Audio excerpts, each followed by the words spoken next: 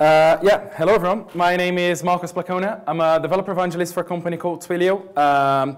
Just out of curiosity, because I see some familiar faces there, who doesn't know what Twilio is? Okay, cool.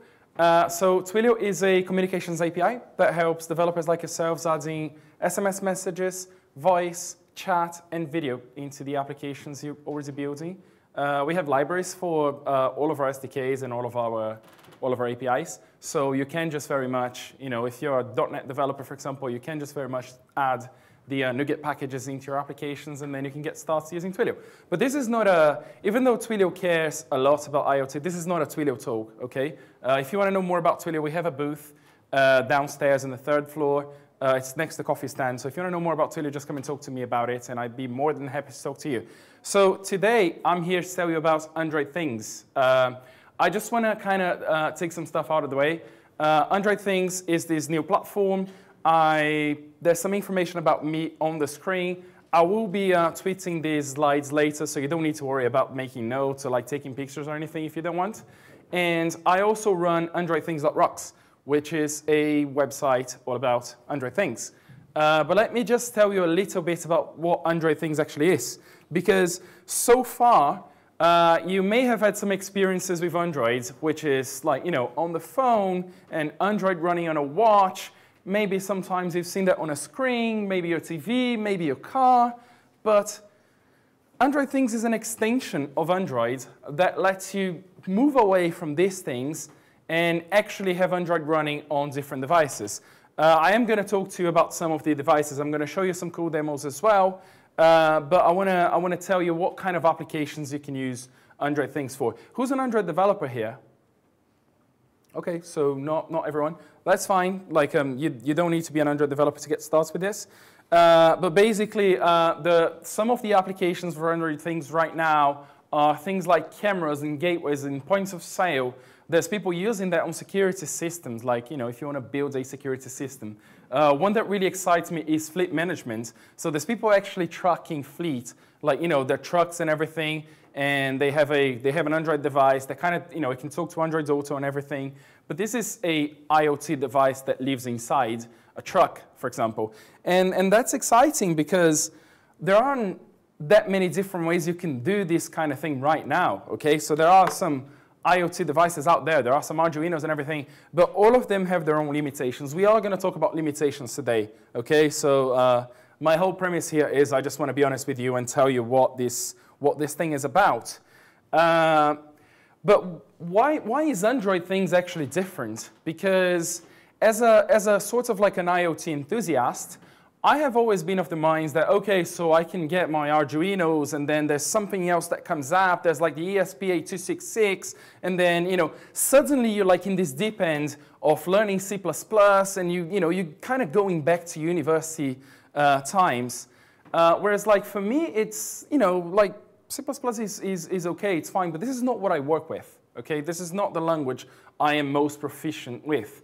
Whereas when it comes to something like Android, for example, yes, I've been an Android developer for a while. So for me to be able to use the skills I know and transfer that to go elsewhere, so transfer that to go to a device, is very powerful. And this is not just like a telephone now. This is something else. This is a different board, okay? Some of the things that are worth mentioning when it comes to Android Things is everything that all of the logos I have here are the logos that an Android developer will know about, okay? So you have the Android Studio there, obviously Android, you have Firebase, you have Google Clouds, you have Kotlin. So this is all of the stuff that an Android developer will already have, okay? And in all fairness, when you install the first one in there, which is Android Studio, most of these other things kind of come bundled with it, okay? So there's no like setup, there's no special setup or anything, but I'll show you how to actually take a device and make sure it's got Android Things running on it, because obviously we will be looking at devices that don't necessarily come with Android Things, and you can install it on them. So let's talk about this. Let's talk about where Android Things actually runs, okay? Because this we have a couple of different boards, and I kind of wanted to go through some of these boards, okay? I'm sure some of you may have heard about NXP as a board. And NXP, they're like really big right now when it comes to sorts of like home automation, and they're becoming really big when it comes to like IoT, like just building IoT and building for the Internet of Things.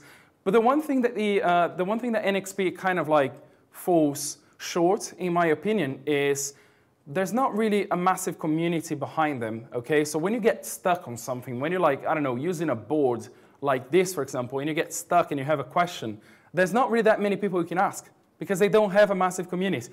But you know what? Guess who's got a massive community? These people here, Raspberry Pi.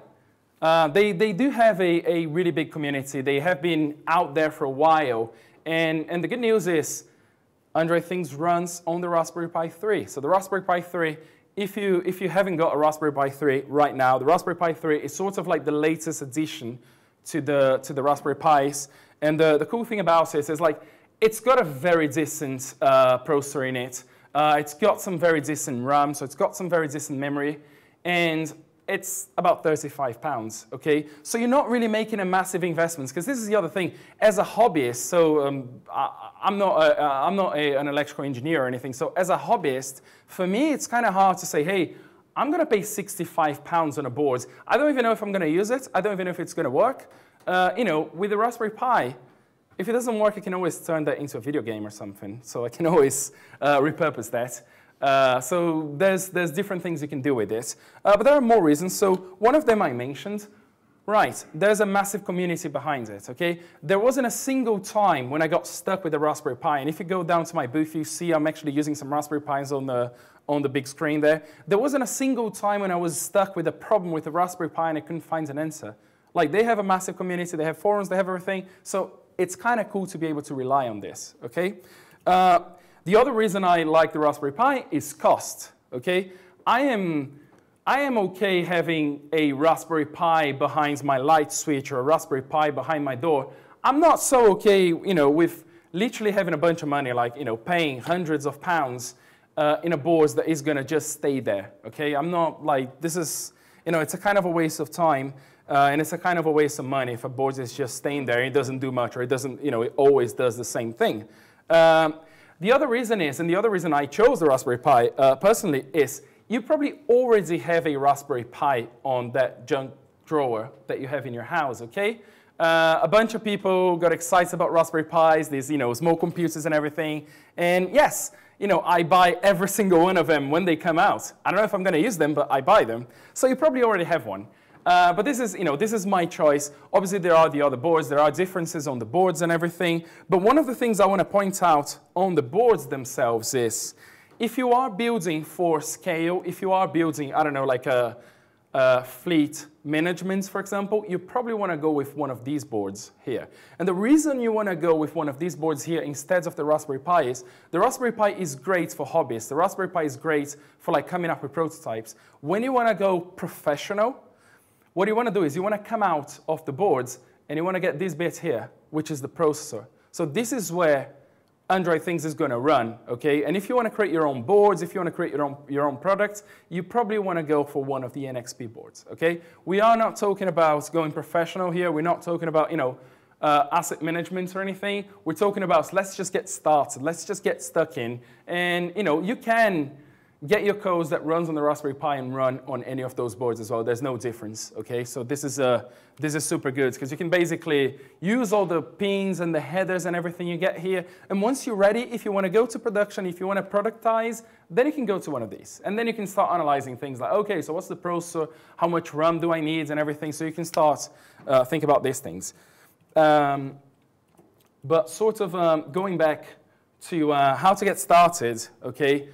Getting started with Android Things is really, really easy. The first thing you're going to need is obviously one of these boards. Okay, like I said, you can get a Raspberry Pi for £35 or so, depending where you buy. So it's easy to get one. You know, if you go to Amazon, you can find a Raspberry Pi. Now, the next thing you're going to need is a memory card. So the memory card is going to go on the Raspberry Pi. And the other thing you need is obviously Android Studio. So remember I said most of the logos I showed you back then, you know, with the Android logo and Kotlin and everything, when you get Android Studio, you get those things embedded in Android Studio, okay? So you don't need to do any setups or anything. And And that's basically what you're going to need, okay? Now, you need to have Android things actually installed on this Raspberry Pi. And the process to get it installed is simple.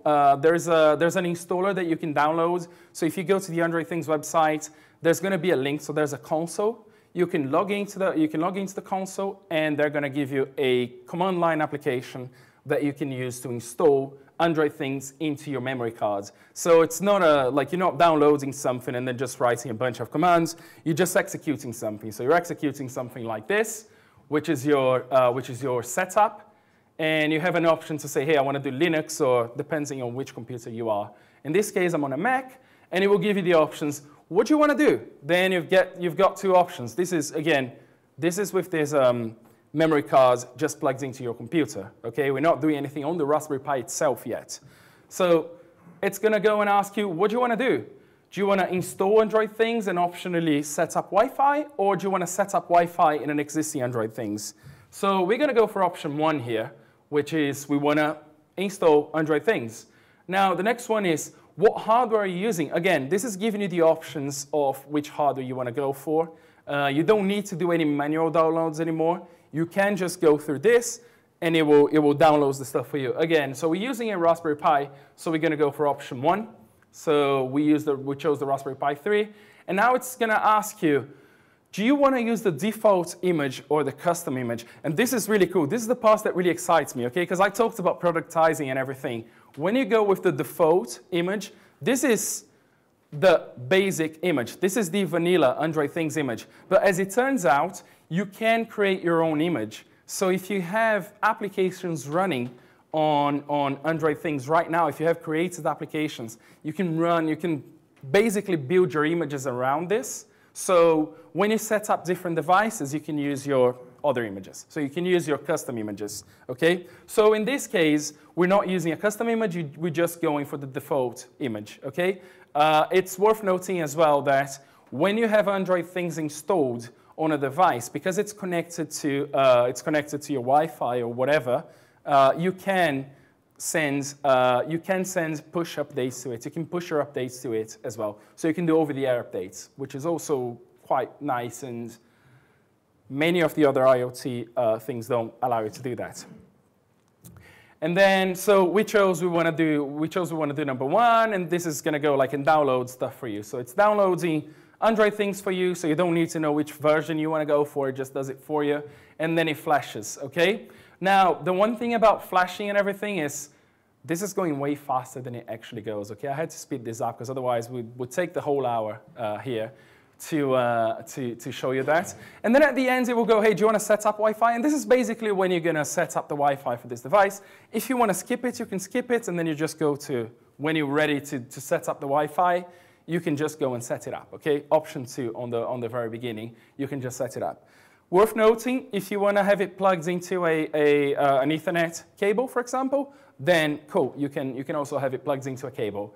Now, I said this before, but it's important to keep in mind that when you install this, it is going to take forever, okay? Like forever it takes about 20 minutes to go through the whole process, right? And this is why I had to speed this up. So it takes a while, so I suggest when you're installing this, just let it go, just let it be. And when it's done, it will tell you, I'm done. Now, you can start using. But once you're done, you're going to be presented with a screen like this, okay? And I say you're going to be presented with a screen like this because you will need to plug this thing to something. Like you need to plug this to an HDMI monitor, for example. You need to plug it into something so you know what's going on. It's not completely necessary for you to plug it to something if you know what you're doing. But I like to always plug it to see that, okay, I've done the installation and it's all good. Like it's all booted up and everything. And in this case, I'm connecting to an Ethernet cable. And because I'm connected to an Ethernet cable, I've got an IP address already, okay? But this is all like the theory and everything. So I feel like I should kind of show you a little demo of how this thing works, okay? And this is obviously where things can go wrong, but I have a backup in case things go wrong. So I'm going to come out of my presentation mode here. And what I want to show you is I have this little camera here. And this camera is right here, okay? So you can see my finger here. And I have a Raspberry Pi there. So I have a Raspberry Pi. It's a Raspberry Pi with a button. It's plugged into my computer, so it's all set up. It should be running. It runs as an Android device. What we're going to try to do is we're going to try and build the simplest application ever. And we want to make sure that, OK, we've got everything that is needed to run this thing. So I am going to reset my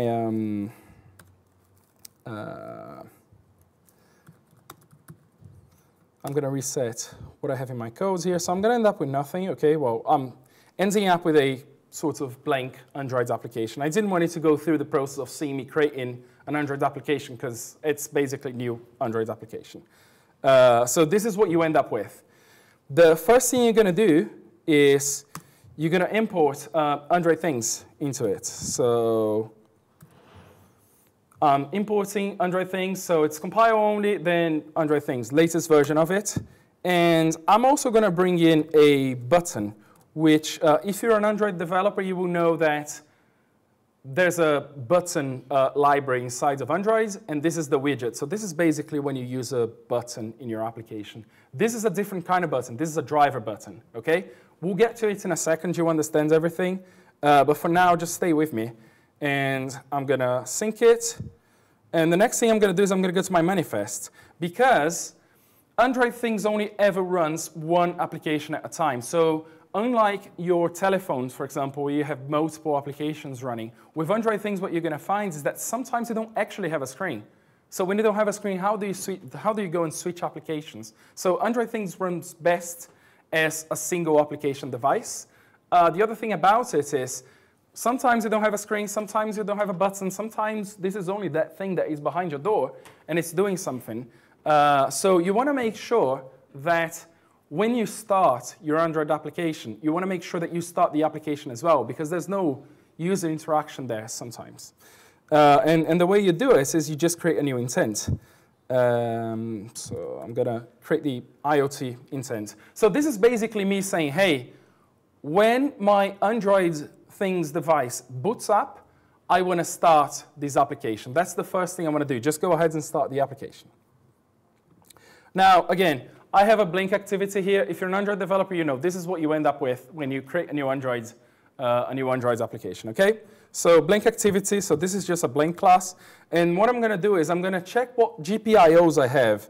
And I'll tell you all about GPIOs, but if you want to know right now, GPIOs are basically all the pins you have access, OK? So these are the general input and output pins that you have access in this device. And I want to check them out. So I want to see which ones I have, OK? So I'm going to start off by creating a variable here. I'm using Kotlin, by the way. You can use Kotlin or you can use Java. It's up to you. Kotlin is my preference, but you can use either one of them, OK? Everything you will see here, including the links, there will be links to repositories where you can see the code, and you can also see the Java code in there if you want. So it's really down to preference here. So I'll create a variable called service, and on this variable, I'm going to use the peripheral manager service. Okay, so this is basically bringing the peripheral manager service from the Android things package. And I'm going to do a real simple thing here, which is GPIOs. And now I want to do service dot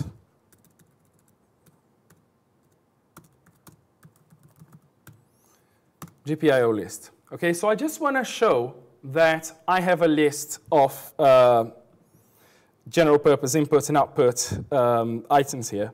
So I'm going to run that.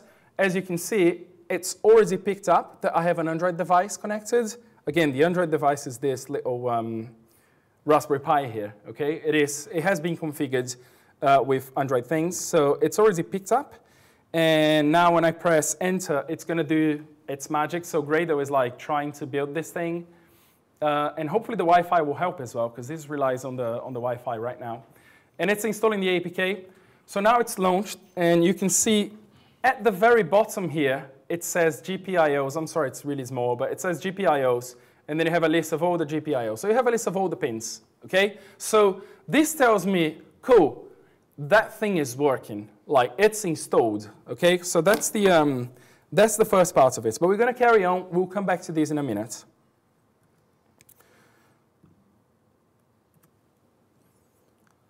So like I said, I did have a backup just in case mine didn't work. So this is just a video that shows you how this thing would have worked. But, you know, it worked, so we're all good. But the one thing that you will know is so far we have been very hardware free. Like we haven't really done anything with this. Like we have a Raspberry Pi, there's a button connected to it, but we haven't used. Like we only just like booted this application and we haven't actually used the button. We haven't done anything. And this is the part where I feel like if you have never done anything to do with IoT, if you have never built any, I don't know, robots or like devices or anything, this is the part where like I feel like I should tell you what some of the things are. So we talked about the peripherals before. The peripherals, again, these are the input and output pins that you can use. So this is basically what's on a Raspberry Pi, okay? So you have some voltage places here, like 3.3 volts and 5 volts, grounds, and you've got all of the BCMs here are the pins that you can use for input and output. Then you have some different things like SPI, and you've got PWM. So depending on what you're using, depending on what kind of device, or depending on what kind of hardware you're using, you will need to use different buttons or different pins on this, okay? So when I say GPIO, just think about these pins here. The next thing is breadboards. So I think and you're going to come across these things when you start sort of playing with IoT. So breadboards is basically a blank canvas where you can do all of your prototyping and everything without having to solder anything.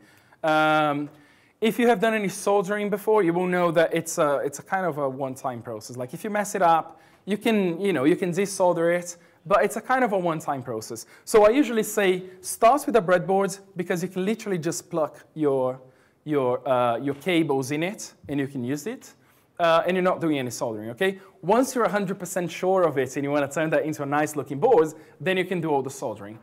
Jumper wires, again, jumper wires is what's going to go between the breadboard and your devices. This could be maybe the pins in here, or this could be something else. This could be like a sensor or something.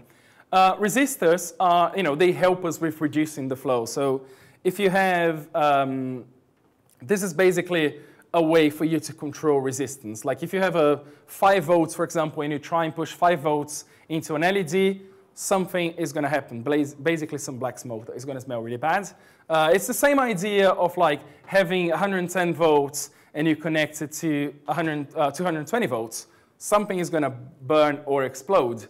The one thing that is really important about resistors is, and I found this out the wrong way or the hard way, the colors actually matter. Okay, colors are important. So they're not just good-looking things with like nice colors. Colors actually matter. So there's values in them, and there's websites that help you learning these things. I feel silly saying this now, but yes, when I started, I was like, oh yeah, they're all the same. Like there's just a bunch of resistors, and they all have nice different colors. Colors actually matter. Okay, so this is the resistance that you're going to apply, and LEDs are the blinky things. Okay, so I think we've all seen or played with LEDs, but they're basically the blinky things, like the lights, light bulbs and stuff.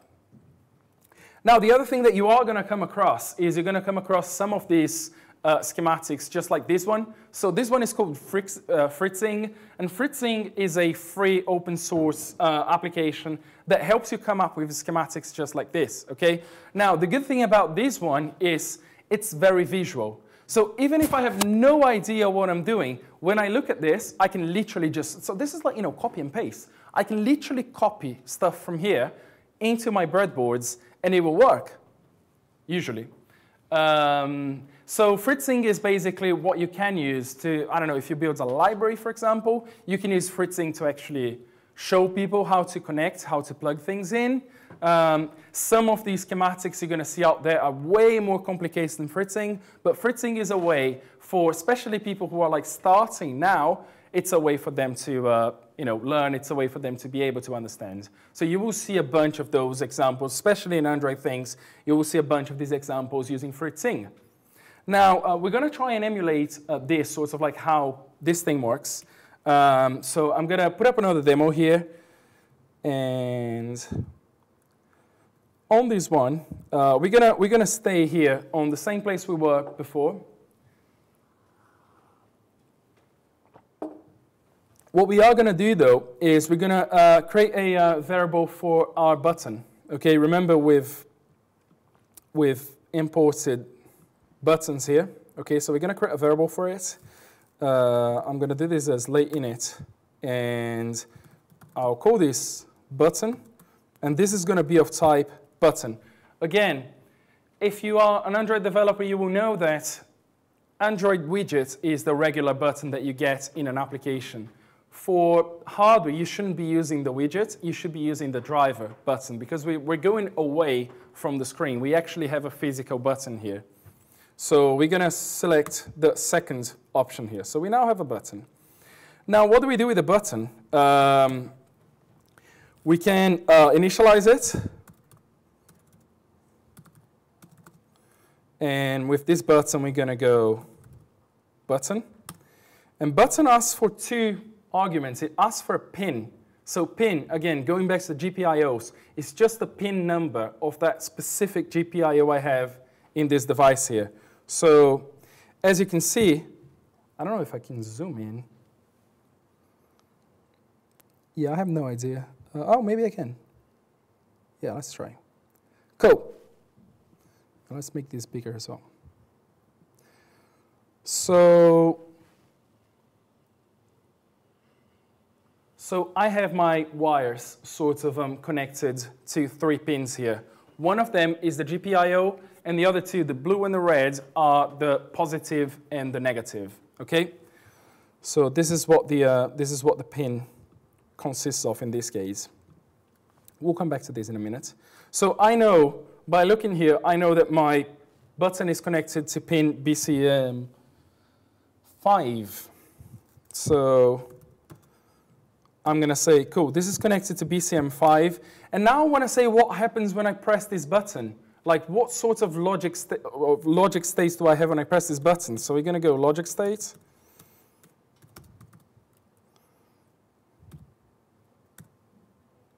So I've got a button.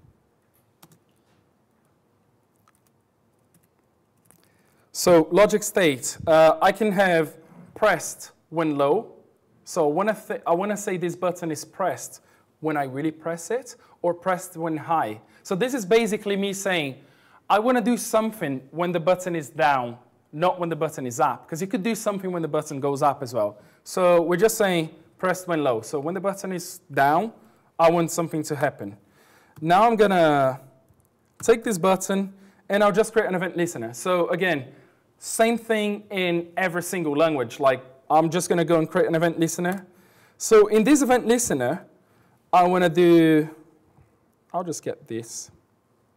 So now, instead of starting the application and writing to the bottom, how we did, like we did here, I want that every single time I press that button, I want to log a message. Okay, so again, super simple, but it kind of goes to show you that, yes, it is meant to be simple. It is meant to be that simple. Like, there's not, there shouldn't be any magic here.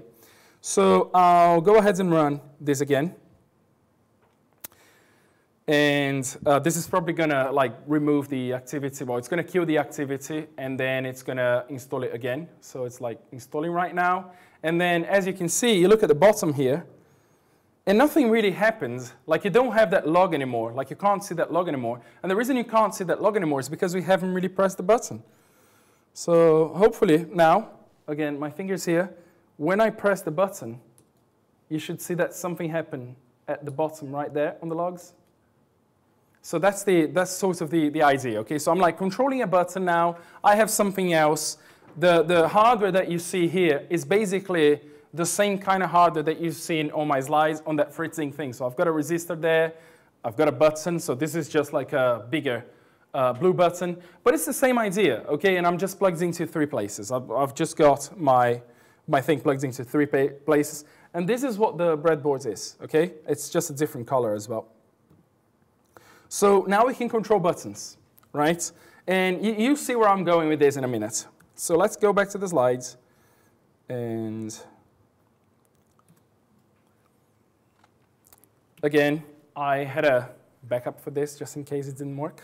But let's just have a look at the code. Let's have a look at what we have, because of this, I kind of feel like when you're dealing with, especially external hardware, like, dealing with software is fine, because software doesn't change as much as hardware when it comes to, the vendor where you're buying that hardware. Sometimes you have the same hardware, which is supposed to do the same thing, but it works in a slightly different way, okay? Like sometimes you have a button that works in a slightly different way. So out of this code, what is really managed by Google and what is really managed by the user, by yourself or the developer?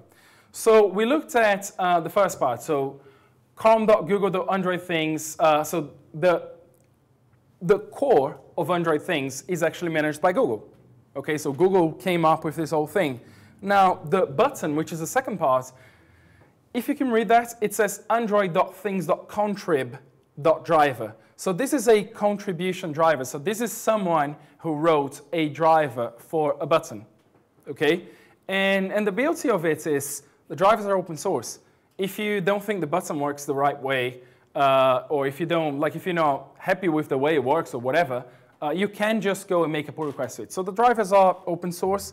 And in fact, what's been happening is a bunch of people have been writing drivers. So these are the current contrib drivers.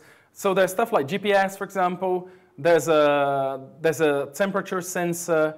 There's an LCD display. There's servos. And there's quite a few. There's so the one at the bottom is a speaker. So you have a bunch of different drivers, okay? But what will happen eventually is this list of drivers, which is not an extensive list right now, but this list of drivers, eventually you're going to find yourself needing something else. You're going to find yourself needing some different driver. If you are living in sort of like the Arduino world, when you need a different driver, you basically, unless you're really good with C or C++, you're basically screwed, okay? Now, in my case, I wanted to see if it was possible for me to create different drivers, and I found someone wrote a blog post showing people how to write your first Android Things driver. And then I had this idea that I wanted to build something like this. This is a binary clock, okay? So it's got a bunch of LEDs there. It's got 18 LEDs on it. And I wanted to build this. I wanted to build something that looks like this. And I was like, well, I think Android Things is like kind of the way to go, okay? So I found that to run a binary clock, I needed a bunch of GPIOs so I could communicate with all my LEDs. And while the Raspberry Pi board has a bunch of outputs and inputs, I was going to have a bunch of wires running over it. It was going to be a mess. Okay, so I wanted to do it in a way that even if I wanted to have 2 binary clocks running or 3 binary clocks running, I would have enough GPIO. Okay, and I knew the Raspberry Pis don't have enough GPIO. So I found this thing here, which is called the MAX7219. The MAX7219 is basically an LED driver that lets you drive up to 64 LEDs. And you can also chain them. So you can have, if you have 2, 128, so you can keep on chaining them up to, I think, 7. So that's like a lot of LEDs, okay? So I found this and I was like, perfect, this is what I want. But there was no driver for it, okay? So I went ahead and created my own driver. Again, I used the language I already know. I used Android to create my own driver. So this is all written in, I think this one is written in, I wrote this one in Kotlin. Yeah, so again, it's the language I know, and it's the language I am most comfortable with, so I just built a driver for it. I went to documentation, I saw how the thing worked. Again, I'm not an electrical engineer, so I had to spend some time looking at this, but hey, I built a driver. And the lesson here is like, it's really not that hard. Like, it's actually quite fun building a driver like this, especially when you get it working. It's actually quite fun.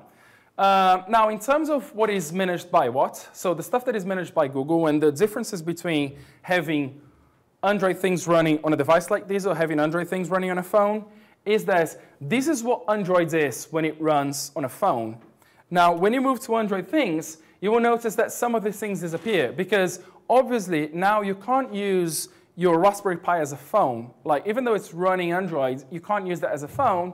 You can't use that for messaging, your contacts, or calendar, wallpapers. Like, this is not what this thing is meant for, okay? This is meant to be a device that helps you building, you know, Internet of Things as opposed to like just building a phone. If you want a phone, you get a phone. Obviously, you know, there's like, as you know, the lower you go, so you've got the application framework, and then you've got the Linux kernel, which is basically the same one that runs on Android, right? The cool thing in here is displays are completely optional, and I know I told you, like, you know, when you set up your Raspberry Pi, you might want to connect that to a display just to make sure everything is working, but they are optional, okay? So you can completely survive without a display. The other thing here is, if you don't have a screen, like if you really want to test it out but you don't really have a screen, you can use applications. So this is an application called Visor. So if you don't have like an HDMI display or something, you can use applications like Visor to connect to your Raspberry Pi device.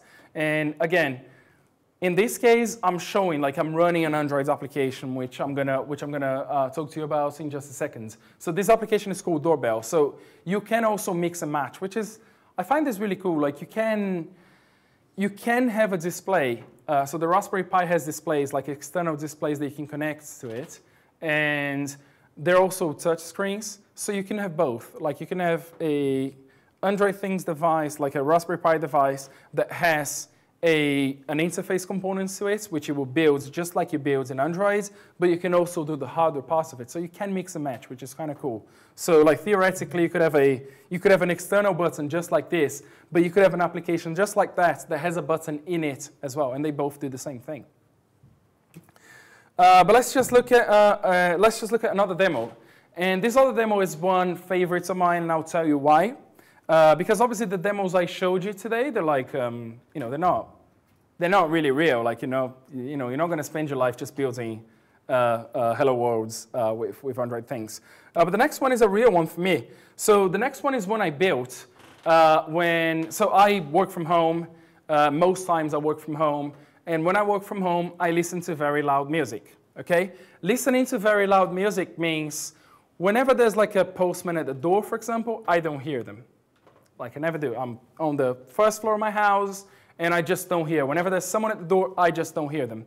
So what started to happen was I was getting those like notice slips saying, well, yeah, your postman came over, you weren't here, so now you need to go back to the post office and get your stuff. And this was getting annoying, okay? Because like I was in the house, but I would just never hear the postman. So what I thought, okay, so I'm not downstairs, and I'm not going to stop listening to music. So like, it's impossible for me to know that the postman is at the door. However, there's one thing I always have in front of me when I'm working, which is my phone. So I miss the postman every single time, but if you call me, I never miss a call, because my phone is always in front of me. And I bet everyone works with the phone in front of them. So if you don't answer a call, it's because you don't want to answer. But you know, my phone is always in front of me, and I was like, can I do something about this? Like, can I build something that maybe when the postman rings my doorbell, I get a call? And that's what I built. So back to, I'm going to stop this, and I am going to go ahead and remove. So remember I said Android Things is a kind of a one application only thing. So what I did here is I just uninstalled this application. And I'm going to go to another application I built. And this one is called Doorbell Things. And what Doorbell Things does is, again, it's an application just like the one you've seen before. It has it has an interface for the doorbell. So this is basically the API I use to make an external request to an external service, like make an HTTP request, okay? Now, I built this serverless application here. And what it will do is every single time you make a GET request to this application I built, and when you make the right GET request and you're passing the right things, this is going to call my phone. So I'm going to get a call. So every single time you make a GET request, I'm going to get a call in here. So the way this thing works is super similar to the one we had before. So I have a initialize doorbell button, which basically, initializes this doorbell. Press when low, same kind of thing we looked at before. And when you initialize that button, we initialize retrofit as well. So retrofit is the thing we're using to make HTTP requests. And we have an event listener for this button. So every single time we push this button, we're just making an HTTP request, and we're making the HTTP request on the way that my application, my serverless application on the other side, will know to give me a call. Okay? So if I now run this application on my device, on my Android Things device, so imagine this, okay? It's really hard to show you because, like, I wish I could just bring my door here so you could see my, my doorbell and everything. But just like, imagine this. This is like my door. And the postman comes over. They've got a letter for me.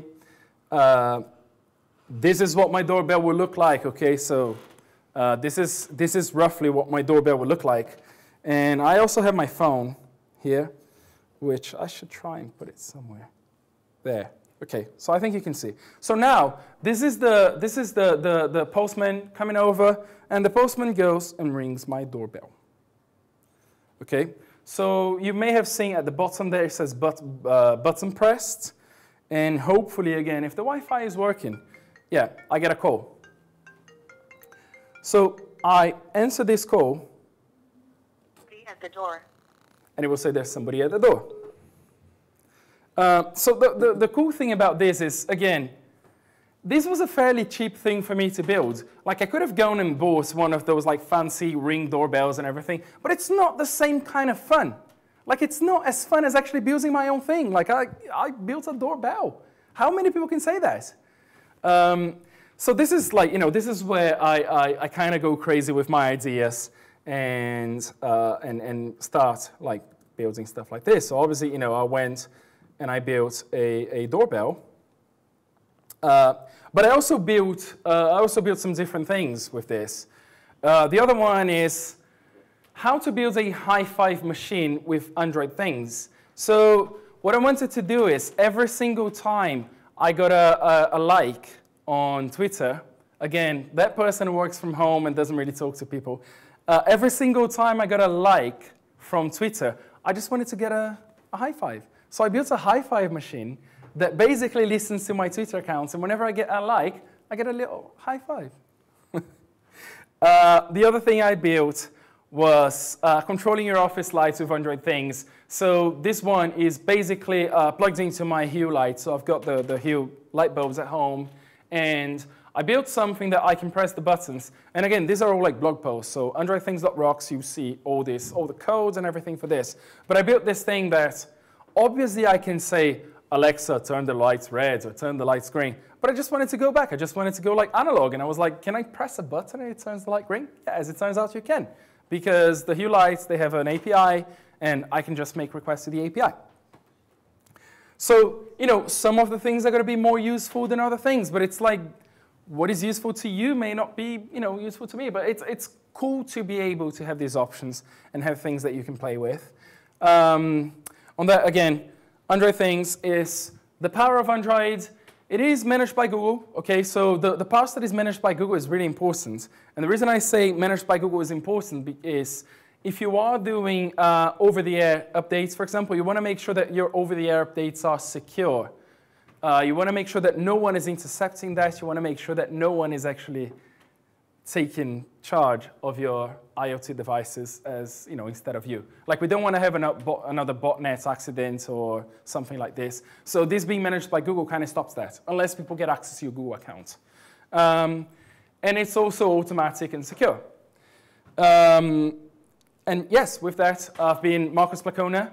There's my Twitter accounts. There's my GitHub account. All of the codes that you've seen here, you're going to be able to see on my GitHub account. And I also run AndroidThings.rocks.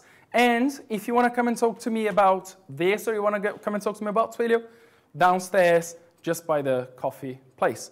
Thank you very much.